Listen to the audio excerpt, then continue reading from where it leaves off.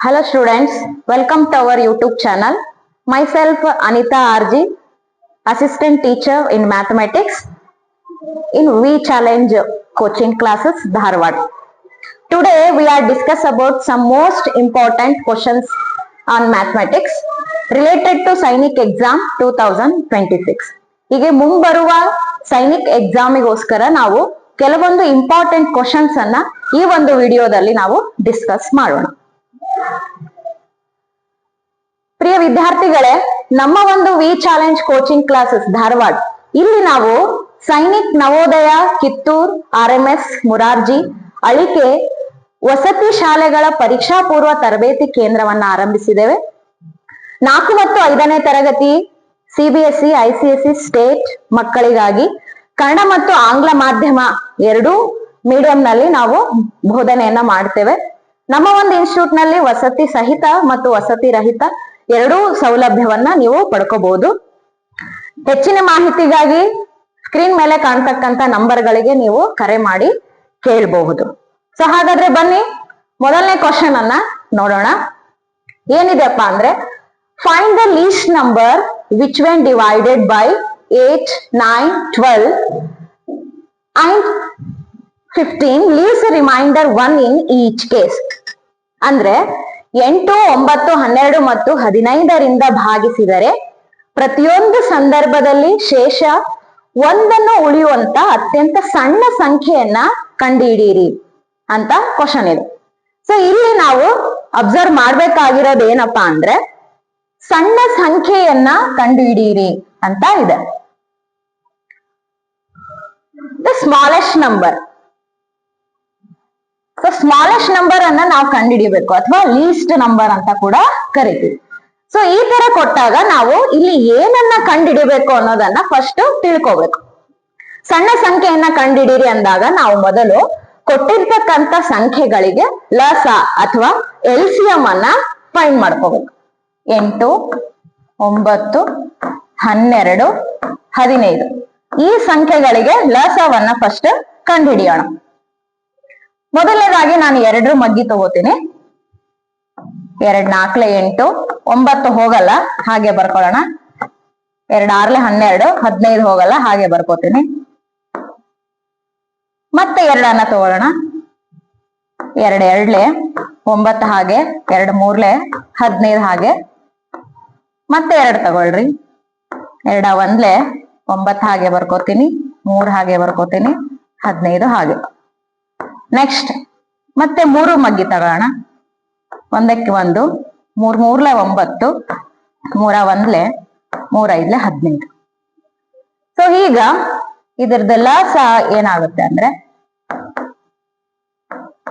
ಎಲ್ಲ ಅಪವರ್ತನಗಳನ್ನ ಗುಣಿಸ್ಬೇಕು. 2 into 2 into 2, 2 3 ಸಾರಿ ಬಂದಿದೆ, into 3, 3 2 ಸಾರಿ ಬಂದಿದೆ, ಇಂಟು 3 ಇಂಟು 5 ಗುಣಿಸ್ರಿ. ಈಗ 2 2 4, 4 2 8, 8 3 24, 24 3 72, 72 ಇಂಟು 5, 5 2 10, 35 1 36. ಸೊ 360 ಬಂತು. ಸೊ ಇಲ್ಲಿ ನೀವೇನ್ ಮಾಡ್ತೀರಾ ಅಂದ್ರೆ ವಿದ್ಯಾರ್ಥಿಗಳೇ, 360 ಬಂತು ಅಂದ ತಕ್ಷಣ 360ಕ್ಕೆ ಹಾಕ್ಬಿಡ್ತೀರಿ. ಸೊ ಇದು ತಪ್ಪಾಗುತ್ತೆ. ಯಾಕಂದ್ರೆ ಶೇಷ ಒಂದನ್ನು ಉಳಿಯುವ ಅಂತ ಹೇಳ್ಬಿಟ್ಟಿದಾನ. ಶೇಷ ರಿಮೈಂಡರ್ ಒಂದಿದೆ.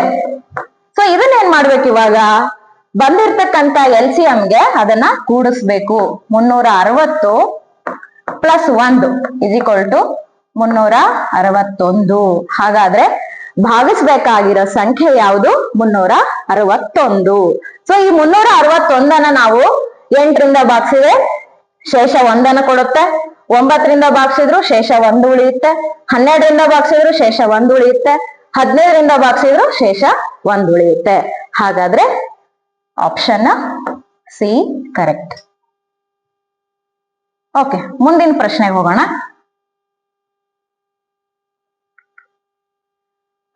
ಎರಡನೇ ಪ್ರಶ್ನೆ ಏನಿದೆಪ್ಪ ಅಂದ್ರೆ, the product of 2 number is 83.52.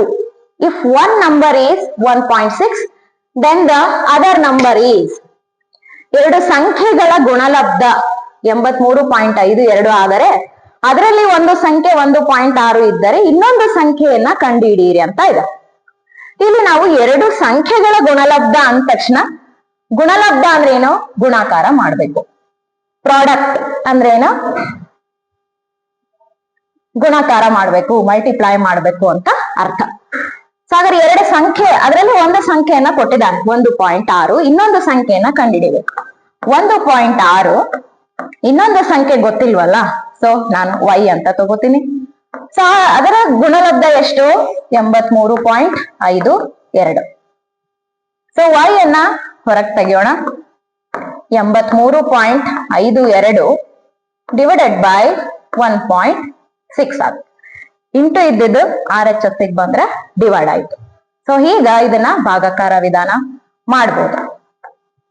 ಇದನ್ನ ಎರಡು ವಿಧಾನದಲ್ಲಿ ಮಾಡ್ಬೋದು. ನಾವು ಭಿನ್ನರಾಶಿಗೆ ಕನ್ವರ್ಟ್ ಮಾಡ್ಕೊಂಡು, ಅಂದ್ರೆ ಫ್ರಾಕ್ಷನ್ ಕನ್ವರ್ಟ್ ಮಾಡ್ಕೊಂಡು ಸಹಿತ ಡಿವೈಡ್ ಮಾಡ್ಬೋದು.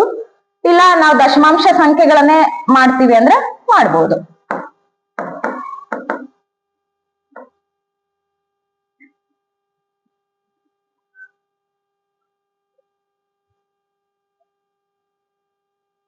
ಫಸ್ಟ್ ದಶಮಾಂಶ ಸಂಖ್ಯೆಗಳನ್ನ ಬಿಟ್ಟು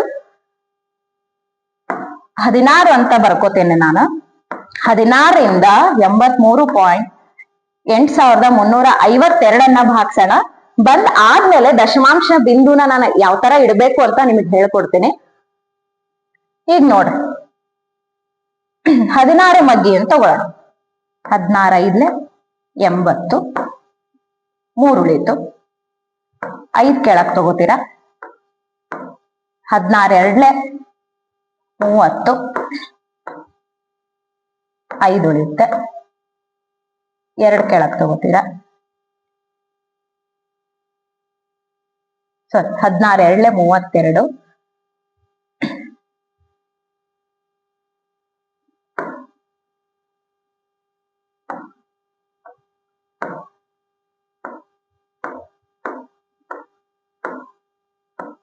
3 ಕೆಳಗೆ ಉಳಿಯುತ್ತೆ. 3 ಉಳಿಯುತ್ತೆ. 2 ಕೆಳಕ್ ತಗೋತೇನೆ. 16 2 32 ಪೂರ್ಣ ಭಾಗ ಆಯ್ತು. ಈಗ ದಶಮಾಂಶ ಸಂಖ್ಯೆನ ಯಾವ ರೀತಿ ಇಡ್ಬೇಕು ಅಂದ್ರೆ, ದಶಮಾಂಶ ಆದ್ಮೇಲೆ ಇಲ್ಲಿ 2 ಸಂಖ್ಯೆಗಳಿದಾವೆ. ನೆಕ್ಸ್ಟ್ ಕೆಳಗಡೆ ಇಲ್ಲಿ ದಶಮಾಂಶ ಆದ್ಮೇಲೆ ಒಂದು ಸಂಖ್ಯೆ ಇದೆ. ಸೊ 2ರಲ್ಲಿ ಒಂದನ್ನ ನಾವು ಕಳಿಬೇಕು, 1 ಬರುತ್ತೆ. ಸೊ ಹಾಗಾದ್ರೆ ನಾವಿಲ್ಲಿ ಭಾಗಲಬ್ಧಕ್ಕೆ ಒಂದು ಸಂಖ್ಯೆ ಆದ್ಮೇಲೆ ದಶಮಾಂಶ ಇಟ್ರೆ ಮುಗೀತು. ಇದೆ ಆನ್ಸರ್ ಆಗಿದೆ 52.2. ಸೊ ಇದು ಆಪ್ಷನ್ ಬಿ ನಲ್ಲಿ ನಾವು ನೋಡ್ಬೋದು. ಆಪ್ಷನ್ ಬಿ ಇದಕ್ಕೆ ಕರೆಕ್ಟ್ ಆನ್ಸರ್ ಆಗಿರುತ್ತೆ. ಓಕೆ, ಮುಂದಿನ ಪ್ರಶ್ನೆಗೆ ಹೋಗೋಣ. ಮೂರನೇ ಪ್ರಶ್ನೆ ಏನಿದೆ ಅಂದ್ರೆ, if the price of a KG of mango is ₹49, how much does 3 of 1/2 kg mango cost? 1 KG ಮಾವಿನ ಹಣ್ಣಿನ ಬೆಲೆ 49 ರೂಪಾಯಿ ಆದರೆ 3.1/2 kg ಮಾವಿನ ಹಣ್ಣಿನ ಬೆಲೆ ಎಷ್ಟು ಅಂತ ಕೇಳಿದಾನೆ. ಇಲ್ಲಿ ನಾವು ಗಮನಿಸಬೇಕಾಗಿರೋ ಅಂಶ ಏನಪ್ಪಾ ಅಂದ್ರೆ, ಹಾಫ್ ಅ ಕೆಜಿ ಅಂದ್ರೆ ಎಷ್ಟು ಕೆಜಿ ಅಂತ ಗೊತ್ತಿಲ್ಲ. ಇಲ್ಲಿ ಹಾಫ್ ಅ ಕೆಜಿ ಅಂದ್ರೆ 1 ಕೆಜಿ ಅಂತ ಅರ್ಥ. 1 ಕೆಜಿ ಮಾವಿನ ಹಣ್ಣಿನ ಬೆಲೆ ಎಷ್ಟು? ₹49. ಹಾಗಾದ್ರೆ 3.1/2 kg ಅಂದ್ರೆ ಇದನ್ನ ನಾನು 3.5 kg, 3.5 kg ಅಂತ ಅರ್ಥ. ಎಷ್ಟು ರೂಪಾಯಿ ಆಗತ್ತೆ? ಸೊ ಮಲ್ಟಿಪ್ಲೈ ಮಾಡ್ಬೇಕು. 3.5 into 49.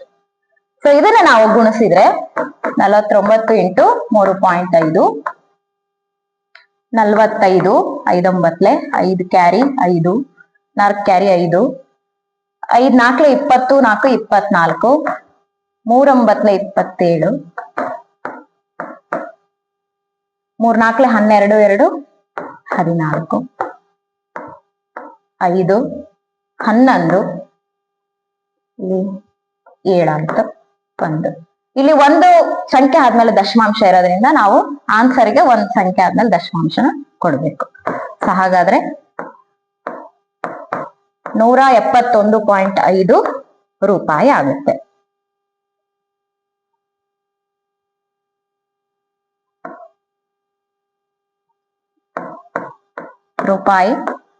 rupees 171.5. 3 of 1/2 kg mango ಬೆಲೆ ಎಷ್ಟು? 171.5 rupees. Okay, next question.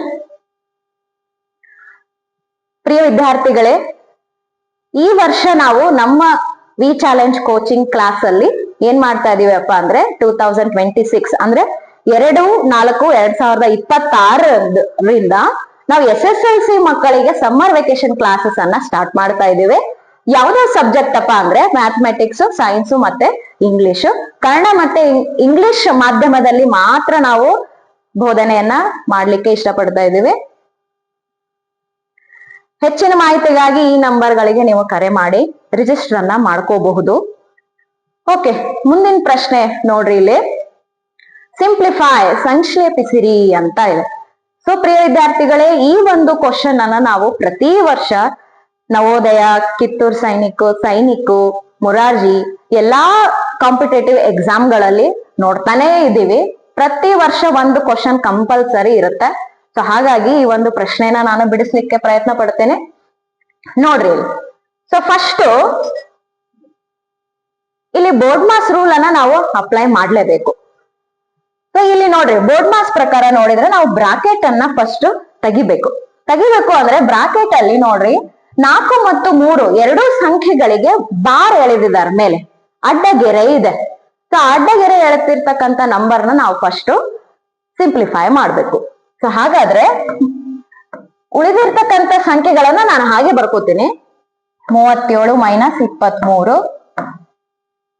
Square bracket, then flower bracket, 14 - 8 small bracket. 4 + 3 ಎಷ್ಟಾಯ್ತು? 7 ಆಯ್ತು. Okay, next step 37 - 23 minus flower bracket 14 minus 8 + 7 ಎಷ್ಟಾಯ್ತು? 15 ಆಯ್ತು. ಓಕೆ, ನೆಕ್ಸ್ಟ್ 37 - 23 ಮೈನಸ್, ಈಗ ನೋಡ್ರಿ ನಾವು 15ರಲ್ಲಿ 14 ಅಂತ ತೆಗೆದ್ರೆ 1 ಉಳಿಯುತ್ತೆ. ಬಟ್ ದೊಡ್ಡ ಸಂಖ್ಯೆ ಚಿಹ್ನೆ ಮೈನಸ್ ಇರೋದ್ರಿಂದ ನಾವು -1 ಬರುತ್ತೆ ಆನ್ಸರ್. ಇಲ್ಲಪ್ಪ ಅಂದ್ರೆ ಇಲ್ಲಿ 14 ಇದು ಧನ ಪೂರ್ಣ ಸಂಖ್ಯೆ. So plus into minus minus ಆಗ್ತದೆ. 14ರಲ್ಲಿ 15 1 ಅಂದ್ರೆ ದೊಡ್ಡ ಸಂಖ್ಯೆ ಚಿಹ್ನೆ ಮೈನಸ್ ಇರೋದ್ರಿಂದ -1 ಬರುತ್ತೆ. 37 - 23 ಮೈನಸ್ ಇಂಟು ಮೈನಸ್ +1. ಓಕೆ, ಈಗ ಸ್ಕ್ವೇರ್ ಬ್ರಾಕೆಟ್ ಅಲ್ಲಿ ಇರೋದನ್ನ ಫಸ್ಟ್ ನಾವು ಸಿಂಪ್ಲಿಫೈ ಮಾಡಬೇಕು. 37 minus 23 + 1 24.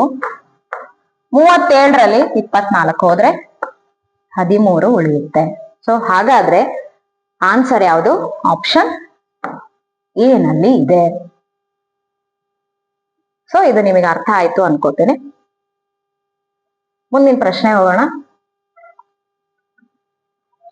A sack contains 48 kg of rice. How many such sacks are required to fill 11,040 kg of rice? So ಒಂದು ಚೀಲದಲ್ಲಿ 48 kg ಅಕ್ಕಿಯನ್ನ ತುಂಬಲಾಗಿದೆ. 11,040 kg ಅಕ್ಕಿಯನ್ನ ತುಂಬಲು ಎಷ್ಟು ಚೀಲಗಳು ಬೇಕಾಗ್ತವೆ ಅನ್ನೋದು ಕ್ವಶನ್. ಸೊ ಹಾಗಾದ್ರೆ ಇಲ್ಲಿ ನೋಡಿ, ಒಂದು ಚೀಲದಲ್ಲಿ ಎಷ್ಟು ಅಕ್ಕಿಯನ್ನು ತುಂಬಿದ್ದಾರೆ? 48 kg. ಒಂದು ಚೀಲದಲ್ಲಿ 48 kg ಅಕ್ಕಿ ಇದೆ. ಸೊ ಹಾಗಾದ್ರೆ 11,040 kg ಅಕ್ಕಿಯನ್ನ ಎಷ್ಟು ಚೀಲಗಳಲ್ಲಿ ತುಂಬಬಹುದು? ಸೊ ಅದನ್ನ ನಾನು x ಅಂತ ತಗೋತೀನಿ. ಸೊ ಇದನ್ನ ನಾವು ಏಕಮಾನ ಪದ್ಧತಿ ಅಥವಾ ಯೂನಿಟರಿ ಮೆಥಡ್ ಅಂತ ಹೇಳ್ಬೋದು. ಈ ವಿಧಾನದಿಂದನೂ ನಾವು ಇದನ್ನ ಮಾಡ್ಬೋದು. ಸೊ ಈಗ ನೋಡ್ರಿ, ಓರೆ ಗುಣಾಕಾರ ಮಾಡ್ರಿ. 48 × x 48x = 11,040 ಇಂಟು 1 11,040.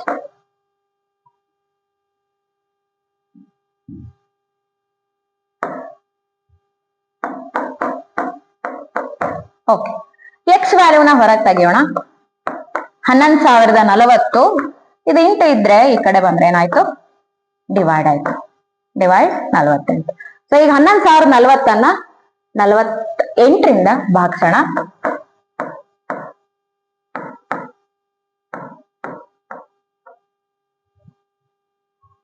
ಈಗ ನೋಡ್ರಿ, 110 ನಾನು ಫಸ್ಟ್ ಕನ್ಸಿಡರ್ ಮಾಡ್ತೀನಿ. 48 ಮಧ್ಯದಲ್ಲಿ 110 ಇಲ್ಲ. ಸೊ 48ರಲ್ಲಿ 110ಕ್ಕೆ ಸಮೀಪದ ಸಂಖ್ಯೆ 2 ನೋಡೋಣ. 48 2 8 16 2 4 8 1 9 96 ತಗೋಬಹುದು ಇಲ್ಲಿ. 48 2 96 ಮೈನಸ್ ಮಾಡೋಣ. 10ರಲ್ಲಿ 6 ಹೋದ್ರೆ 4, 11ರಲ್ಲಿ 10 ಹೋದ್ರೆ 1, ಸೊ 1ರಲ್ಲಿ 1 ಹೋದ್ರೆ 0, 4 ಕೆಳಕ್ ತಗೋತೇನೆ. ನೆಕ್ಸ್ಟ್ ನೋಡ್ರಿ, ಈಗ 144 ಬಂತು. 48 ಮಗ್ಗಿಲಿ 3 ನೋಡೋಣ. 8 3 24, 4 3 12 2 14. ಸೊ 144 ಪೂರ್ಣ ಭಾಗ ಆಗುತ್ತೆ ಎಷ್ಟರಿಂದ? 48 3 144. ಹಾಗಾದ್ರೆ ಇಲ್ಲಿ ಇನ್ನೂ 1 0 ಉಳಿತಲ್ಲ, ಸೊ ಅದನ್ನ ನಾವು ಕೋಶಂಟ್ ಅಲ್ಲಿ ಇಡಬೇಕು, ಭಾಗಲಬ್ಧದಲ್ಲಿ ಇಡಬೇಕು. ಸೊ ಹಾಗಾದ್ರೆ ಎಷ್ಟು ಚೀಲಗಳಲ್ಲಿ ತುಂಬಬಹುದು? 230 ಚೀಲಗಳಲ್ಲಿ 11,040 ಕೆಜಿ ಅಕ್ಕಿಯನ್ನ ತುಂಬಬಹುದು. ಸೊ ಹಾಗಾದ್ರೆ ಆಪ್ಷನ್ ನಾವು ಎ ನಲ್ಲಿ ಇದೆ, 230. ಓಕೆ, 6ನೇ ಪ್ರಶ್ನೆ ನೋಡ್ರಿ.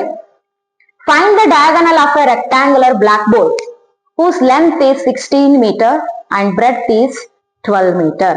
ಒಂದು ಆಯತಾಕೃತಿಯ ಕಪ್ಪು ಹಲಗೆಯ ಉದ್ದ 16 ಮೀಟರ್ ಮತ್ತು ಅಗಲ 12 ಮೀಟರ್ ಇದ್ದರೆ ಕರ್ಣದ ಅಳತೆಯನ್ನ ಕಂಡುಹಿಡಿಯಿರಿ. ಸೊ ಹಾಗಾದ್ರೆ ಇಲ್ಲಿ ನೋಡ್ರಿ, ಆಯತಾಕಾರದ ಕಪ್ಪು ಹಲಗೆ ಅಂತೇಳಿ ಅವರೇ ಹೇಳ್ಬಿಟ್ಟಾರ.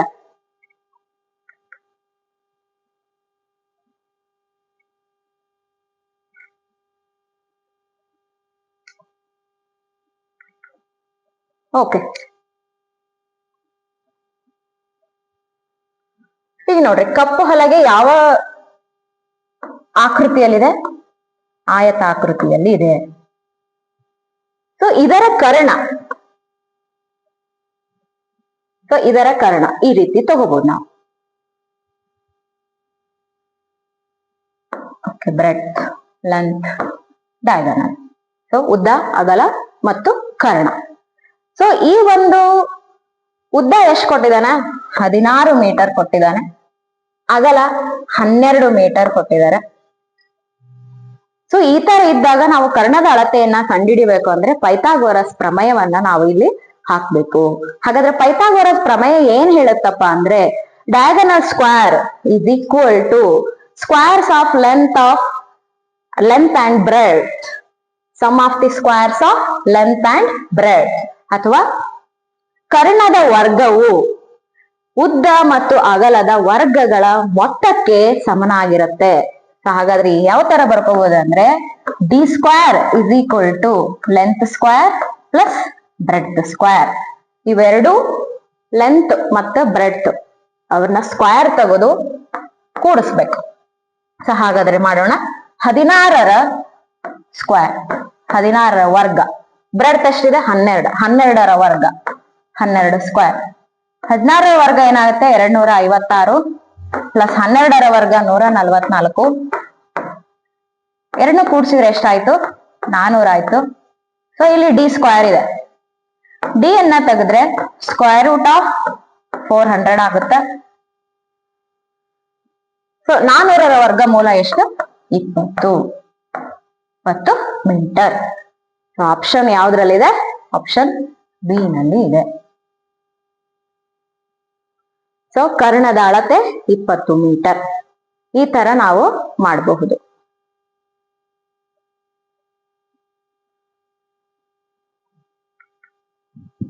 ಓಕೆ, ಪ್ರಿಯ ವಿದ್ಯಾರ್ಥಿಗಳೇ, ಇಲ್ಲಿ ನೋಡಿ 2025 ಮತ್ತು 26ನೇ ಸಾಲಿನ ಸೈನಿಕ ಶಾಲೆಯ ಪರೀಕ್ಷೆಯಲ್ಲಿ ನಮ್ಮ ಒಂದು ಕೋಚಿಂಗ್ ಕ್ಲಾಸ್ ನಲ್ಲಿ ಇಷ್ಟು ವಿದ್ಯಾರ್ಥಿಗಳ ಸಾಧನೆಯನ್ನ ಮಾಡಿದ್ದಾರೆ. ಅದರಲ್ಲಿ 9ನೇ ರ್ಯಾಂಕ್, ಸ್ಟೇಟ್ಗೆ 9ನೇ ರ್ಯಾಂಕ್ ಜಯಪ್ರಕುಲ್ ಪ್ರದರ್ಶನ್ ಅಂತ, ಸ್ಟೇಟ್ಗೆ 25ನೇ ರ್ಯಾಂಕ್ ಸಮರ್ಥ್ ಪ್ರಭುಗೌಡ ಅಂತ, ಸ್ಟೇಟ್ಗೆ 28ನೇ ರ್ಯಾಂಕ್ ಯಶವಂತ್ ಕುಮಾರ್ ಅಂತ, ಮತ್ತೆ ನವೋದಯ ಶಾಲೆಗೆ ಆಯ್ಕೆ ಆಗಿರ್ತಕ್ಕಂಥ 52 ವಿದ್ಯಾರ್ಥಿಗಳಿದ್ದಾರೆ.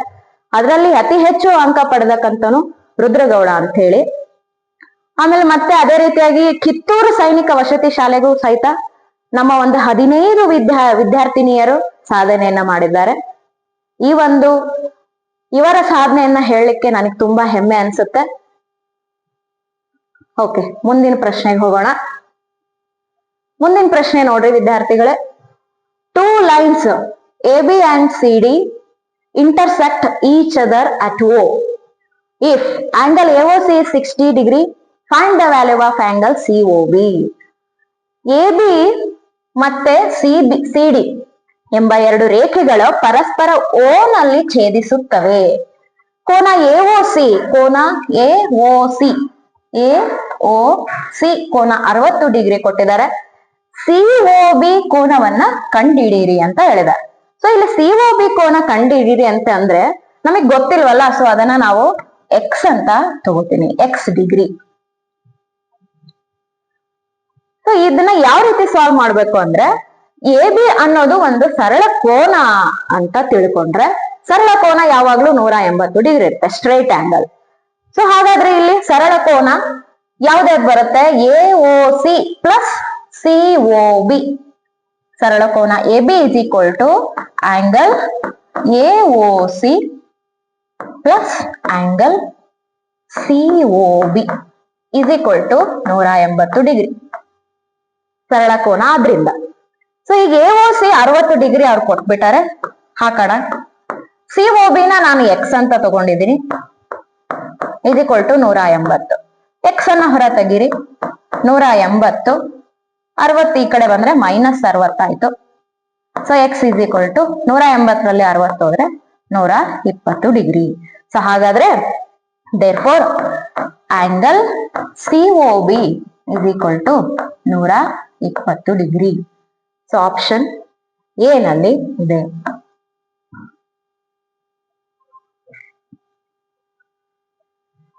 ಓಕೆ, ಮುಂದಿನ ಪ್ರಶ್ನೆ ಹೋಗೋಣ. 8ನೇ ಪ್ರಶ್ನೆ. 1/7 part of a number is 51. Then 64% of that number is. ಒಂದು ಸಂಖ್ಯೆಯ 1/7 ಭಾಗವು 51 ಆದರೆ ಆ ಸಂಖ್ಯೆಯ 64% ಎಷ್ಟು ಆಗುವುದು ಅಂತ ಕೇಳಿದಾನೆ ಇಲ್ಲಿ. ಸೊ ಇಲ್ಲಿ ನೋಡ್ರಿ, ಒಂದು ಸಂಖ್ಯೆಯ ಅಂದ್ರೆ ಯಾವುದೋ ಗೊತ್ತಿಲ್ಲ, ಅದ್ರಲ್ಲಿ 1/7 ಭಾಗ 51 ಇದೆ ಅಂತೆ. ಸೊ ಆ ಸಂಖ್ಯೆನ ನಾವು X ಅಂತ ತಗೊಳ್ಳೋಣವಾ? ಓಕೆ,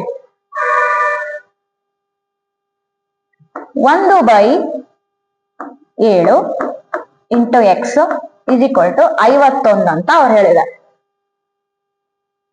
X ಇಂಟು 1 ಏನಾಯ್ತು? X divided by 7 is equal to 51. ಇಲ್ಲಿ ಏನಿಲ್ಲ ಅಂದ್ರೆ ಛೇದದಲ್ಲಿ 1 ಇರುತ್ತೆ, ಡಿನಾಮಿನೇಟರ್. ಈಗ ಹೊರೆ ಗುಣಾಕಾರ ಮಾಡ್ರಿ, X ಇಂಟು 1 X, 51 ಇಂಟು 7 ಅಥವಾ 7 ಇಂಟು 50 ಹೇಗಾದ್ರೂ ಬರಿಬಹುದು.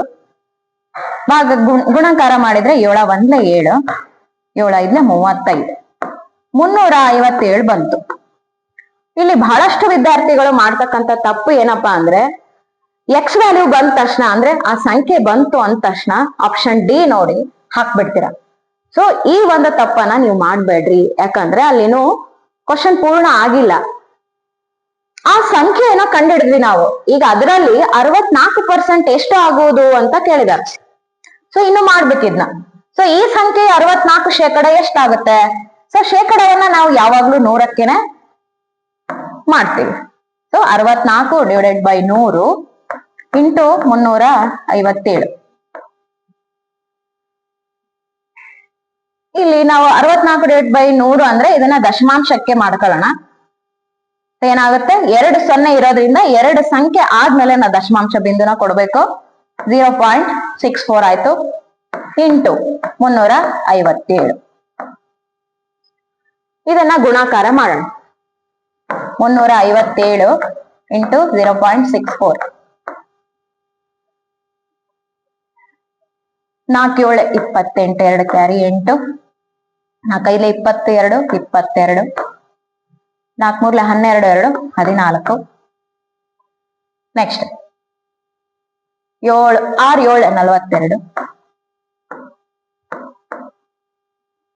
42, 6 5 30 ಪ್ಲಸ್ 4 34, 6 3 18, 3 21. ನೆಕ್ಸ್ಟ್ ಇಲ್ಲಿ 0 ಇದೆ ಅಲ್ಲ, ಅದನ್ನು ಕೂಡ ಮಾಡೋಣ. 0 1 0 0. ಈಗ ಇವನ್ನ ಕೂಡಿಸ್ರಿ. 8 2 2 4, 4 4 8, 1 1 2 2. ಸೊ ಇಲ್ಲಿ 2 ಅಂಕಿ ಆದ್ಮೇಲೆ ದಶಮಾಂಶ ಇರೋದ್ರಿಂದ ನಾವು ಕೂಡ 2 ಅಂಕಿ ಆದ್ಮೇಲೆ ದಶಮಾಂಶ ಬಿಂದುನ ಕೊಡೋಣ. ಹಾಗಾದ್ರೆ ಉತ್ತರ ಎಷ್ಟು ಬಂತು? 228.48. ಸೊ ಈ ರೀತಿಯಾಗಿ ನಾವು ಇದನ್ನ ಮಾಡ್ಬೇಕು. ಸೊ ಇದು ಈಗ ಫೈನಲ್ ಆನ್ಸರ್.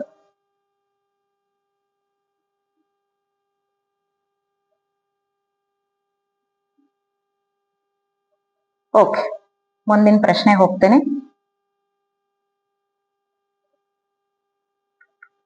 ಒಂಬತ್ತನೇ ಪ್ರಶ್ನೆ. If 0.006 plus x is equal to 0.6, then find the value of x. 0.006 plus x is equal to 0.6. ಇದರಲ್ಲಿ x ನ ಬೆಲೆಯನ್ನ ಕಂಡುಹಿಡಿಯಿರಿ ಅಂತ ಹೇಳಿದ. ಸೊ ಇದನ್ನ ಕೊಟ್ಟಿರ್ತಕ್ಕಂಥ ಸಮೀಕರಣವನ್ನ ಬರ್ಕೊಳ್ಳೋಣ. ಫಸ್ಟ್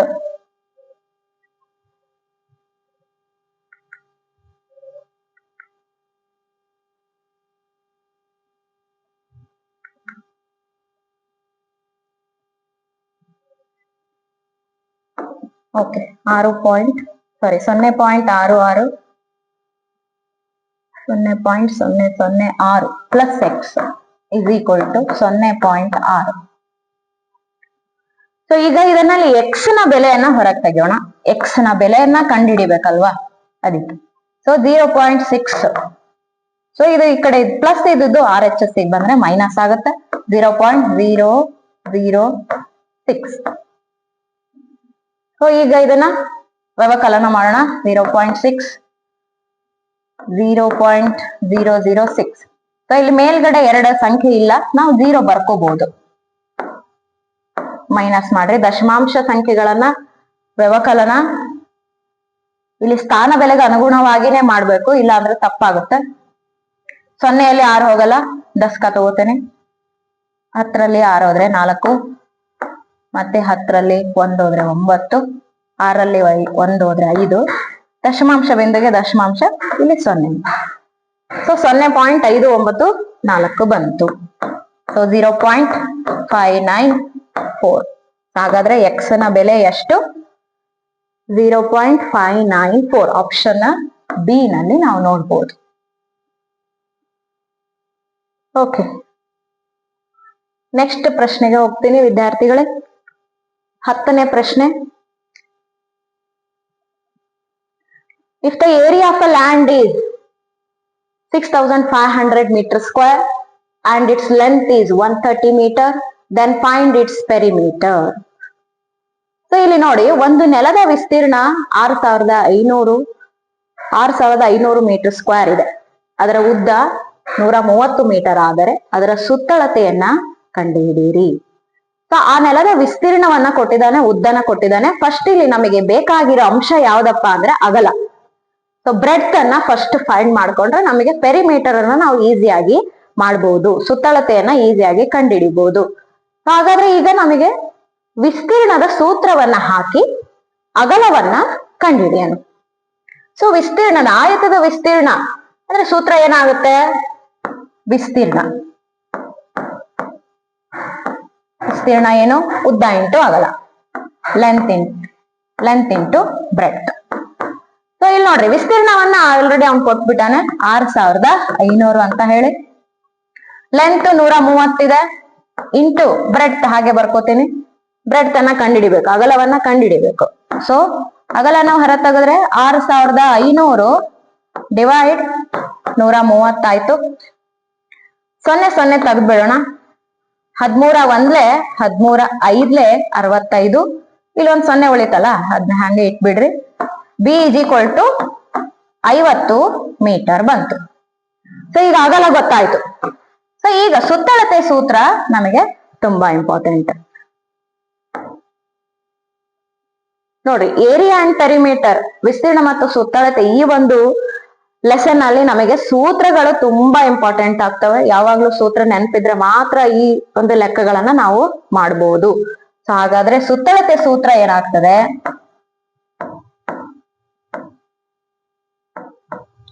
2 × ಲೆಂತ್ ಪ್ಲಸ್ ಬ್ರೆಡ್ತ್, ಉದ್ದ ಪ್ಲಸ್ ಅಗಲ.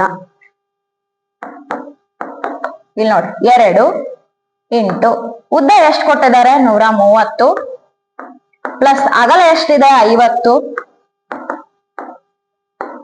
ಸೊ ಫಸ್ಟ್ ಬ್ರಾಕೆಟ್ ಒಳಗಿಂದ ಮಾಡ್ಕೊಳ್ರಿ. 130 ಪ್ಲಸ್ 50 180 ಆಯ್ತು. ಸೊ ಇಲ್ಲಿ ಬ್ರಾಕೆಟ್ ಇದ್ರೆ ಏನ್ ಮಾಡ್ಬೇಕು? ಗುಣಾಕಾರ ಮಾಡ್ಬೇಕು. ಇಂಟು ಇದ್ದಂಗೆ ಅದು. ಸೊ 2 ಇಂಟು 180 ಅಂದ್ರೆ 2 0 0, 2 8 16, ಕೈಲ 1 6, 2 1 2 1 3, 360 ಮೀಟರ್ ಬಂತು ಸುತ್ತಳತೆ. ಸೊ ಈ ಆಪ್ಷನ್ ಯಾವ್ದ್ರಲ್ಲಿ ನೋಡ್ಬೋದು ನಾವು? ಆಪ್ಷನ್ ಬಿ, 360 ಮೀಟರ್ ಸುತ್ತಳತೆ.